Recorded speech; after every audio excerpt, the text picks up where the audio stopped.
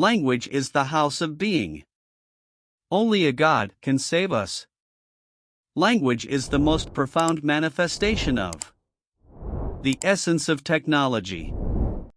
Thinking begins only when we have come to know.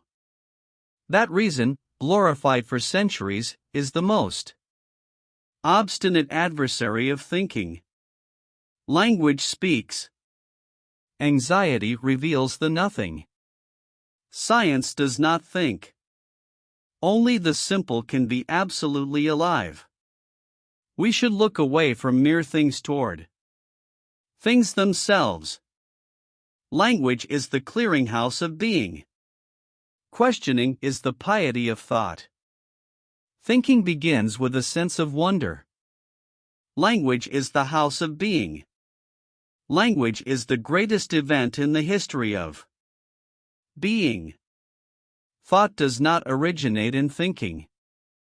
We must be silent, for that is how the gods speak. Every thinking is determined by the way in which it listens to the voice of being. Only when we renounce our all-knowingness can thinking begin. Thinking is a dialogue with what we lack. To think is to confide. What is essential is not invisible but obscure. We still do not think enough. Dwelling is the basic character of being. We do not yet know what thinking is. Language is the house of being.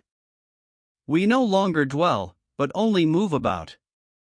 The relation to language is one of the most difficult questions. Language speaks. Man is the shepherd of being. Language is the shelter of being. We still do not think enough. The essence of technology is nothing. Technological. Language is the temple of being. We are far from thinking. What calls for thinking is the unthought. The speaking human being is the shepherd of being. Technology is the enframing of all that is. Language is the house of being. Only when we are silent can we hear being. Man is a god when he dreams. To think is to confide. Language speaks. The great voice speaks. Language is the holy dwelling. Our silence must be profound. Only the near can be loved. The thinking of being is the thinking of man.